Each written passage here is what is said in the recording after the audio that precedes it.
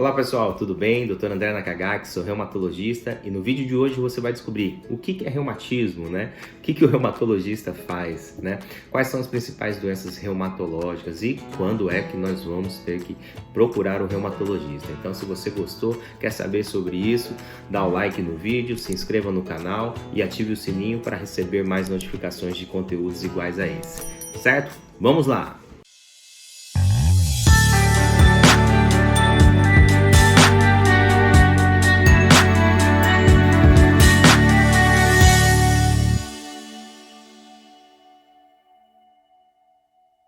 Bom, primeiramente nós vamos definir essa palavra. O que é reumatismo, doutor André? Bom, reumatismo ela é uma palavra assim, é um termo genérico que pode significar mais do que 120 a 130 tipos de doenças reumáticas. Então é uma terminologia errada. Quando a gente diz reumatismo, não é uma coisa só. São várias doenças, que a gente chama de doenças reumatológicas ou doenças reumáticas, que são classificadas, estudadas, pesquisadas e tratadas com o reumatologista. Então, da onde veio essa palavra reumatismo, né? É um termo bem antigo, definido por Hipócrates, que foi o pai da medicina, em que a tradução literal da palavra reuma quer dizer fluir ou fluido. E lá naquela época, Hipócrates achou, né, que tinha algum desequilíbrio entre os humores, né, entre os fluidos corporais, ou ele tinha também achado que esse fluido, né, de repente poderia significar aquele líquido articular que a gente via, né, num processo inflamatório, por exemplo, da gota, que foi uma das primeiras artropatias a serem descritas.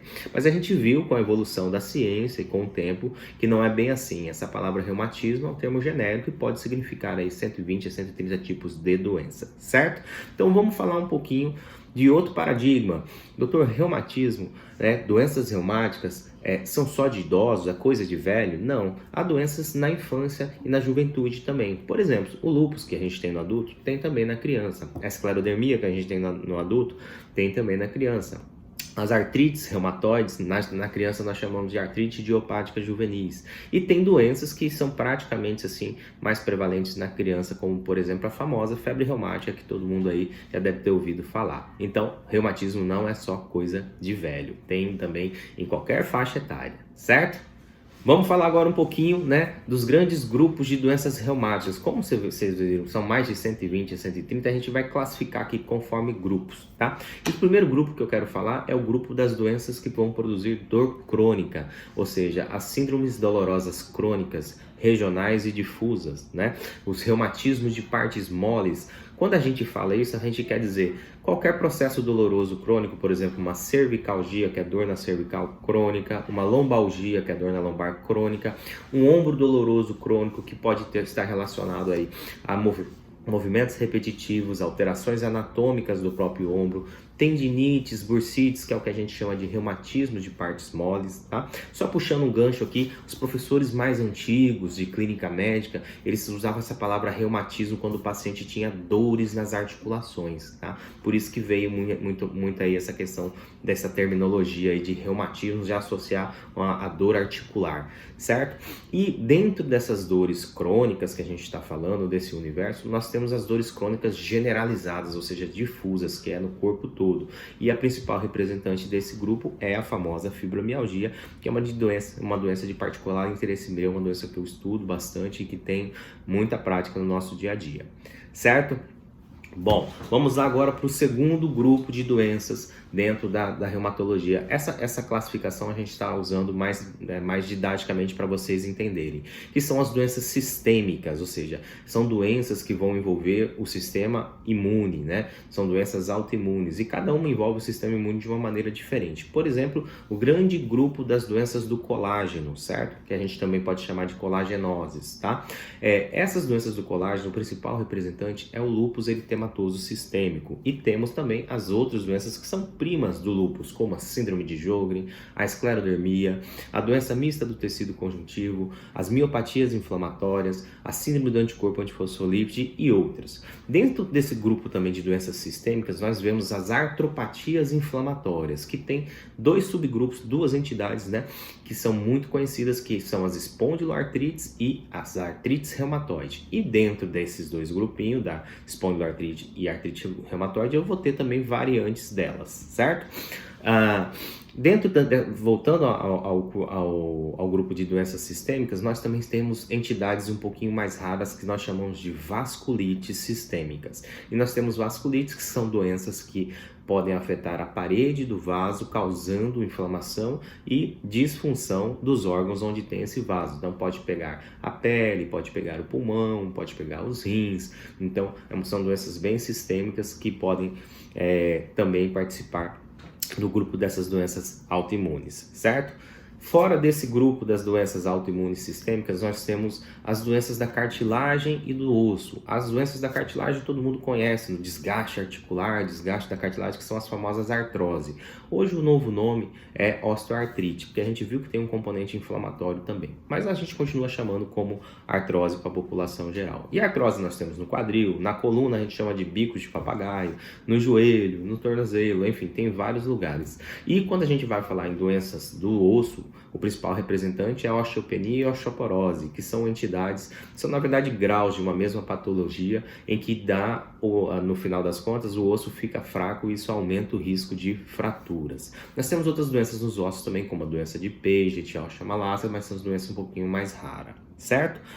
Dentro das artropatias não inflamatórias autoimunes, nós temos também outro tipo de artropatias, que são aquelas artropatias infecciosas, que elas são causadas por infecções, por exemplo, infecções bacterianas, fúngicas, até por micobacteriose, por exemplo, a tuberculose, ela pode causar um quadro também de artrite séptica, certo? E nós temos também vírus, principalmente vírus da hepatite B, vírus da hepatite C, vírus do HIV e o vírus da chikungunya, que podem causar reações inflamatórias em tecidos do sistema músculo-esquelético, tendões, articulações no geral, certo? Então esse é o grupo das artropatias infecciosas. E para finalizar, nós temos o grupo das artropatias microcristalinas, ou seja, por depósitos de cristais, onde o grande representante é a gota. O paciente tem muito ácido úrico no sangue e esse ácido úrico ele é depositado também nas articulações, produzindo, né, um tipo de artropatia, um tipo de inflamação articular. Não temos só esse cristal de ácido úrico, nós também temos os cristais de pirofosfato de cálcio, que é outra patologia que nós chamamos de pseudogota, e temos também a doença por depósito de cristal de hidroxapatita, certo?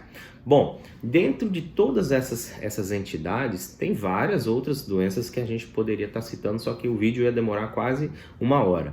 Mas aqui ao longo dos vídeos do canal, a gente vai falando uma de cada uma, mas lembrar sempre que essas doenças elas podem vir juntas. É muito comum um paciente, por exemplo, ter lúpus ou artrite reumatoide e ter osteoporose também.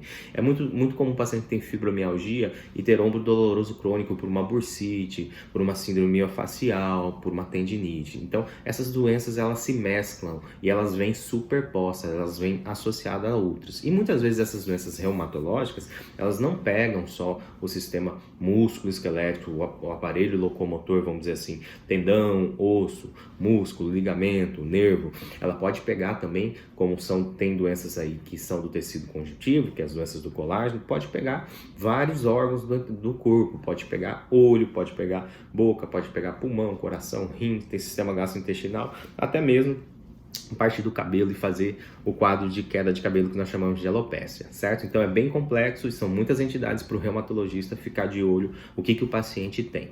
Beleza, doutor? Então, depois de tudo isso que o senhor falou, quando é que eu devo procurar o reumatologista? Então, o reumatologista também é procurado quando a gente tem algumas doenças que ninguém sabe o que tem. Aí eles mandam pra gente ficar aqui batendo cabeça e ver se de repente tem uma doença rara, né, nossa, reumatológica, né, ou se tem um conjunto dessas doenças, né, para fazer o diagnóstico. Então, muitas vezes a gente recebe pacientes de ortopedistas pedindo para a gente olhar a articulação, às vezes acha que não é só uma artrose, só uma lesão de menisco, por exemplo, no joelho, e acha que tem, de repente, uma artrite, então a gente recebe essa referência, tá? Outras vezes, tem doenças reumatológicas que dão lesões de pele, principalmente o lúpus, então o dermatologista olha, queda de cabelo, lesões com fotossensibilidade, quer ficar bem vermelho no sol, tá? Vai para o reumatologista que pode ser lúpus. Outras vezes, né, existe uma doença de pele que a gente chama de psoríase, que ela pode pegar as articulações também. Então, pacientes com psoríase que o dermatologista quer também, que está achando, está suspeitando que o paciente possa ter um quadro de artrite psoriásica, ou seja, um envolvimento articular ou tendíneo da psoríase, eles mandam também para a gente. Outras especialidades que costumam mandar paciente para a gente, existem doenças autoimunes nos olhos, tá? E muitas doenças autoimunes dos olhos podem ter componentes reumatológicos, principalmente dentro do grupo das espondiloartrites, em especial a espondilite anquilosante, certo? Doenças inflamatórias gastrointestinais, doença de Crohn, RCU, também pode dar manifestação músculo-esquelética, então às vezes a gente recebe. Então, um dos principais motivos de vocês virem no reumatologista é quando o outro colega pede. Agora, tem alguns sinais e sintomas que eu vou falar agora e que vocês devem ficar de olho para estar procurando o reumatologista, tá? Se você já tem algum diagnóstico dessas doenças, tem que vir, que eu já falei, certo? Durante o vídeo. E se você tem sintomas, principalmente dor no corpo todo, crônica, que ninguém achou o que é.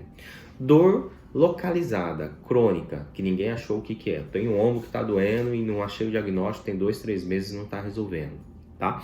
Inchaço articular, esse sinal é importantíssimo, tá? Quanto mais inchada a junta, mais a chance de ter um processo reumático aí no meio. Então é interessante. Não bati, não tomei porrada, não torci, não teve essa história de trauma e uma junta está inchada. Importantíssima avaliação com o reumatologista. Algumas coisas estranhas, tem doenças nossas que causam aftas de repetição e lesões genitais também. Então, vir no reumatologista. Queda de cabelo muito acentuada, principalmente se tiver mancha na pele também. Reumatologista também faz bem a avaliação de algumas doenças nossas. Mas o carro-chefe sempre é dor, que seja ela localizada, com presença de inchaço ou não, ou dor difusa, que é a dor no corpo todo. Certo? Bom, durante a nossa trajetória aqui eu vou sempre fazer vídeos assim com várias indicações e se você não entendeu alguma expressão que a gente usou aqui, ou deixe nos comentários suas dúvidas que a gente vai respondendo pouco a pouco, tá? Um grande abraço!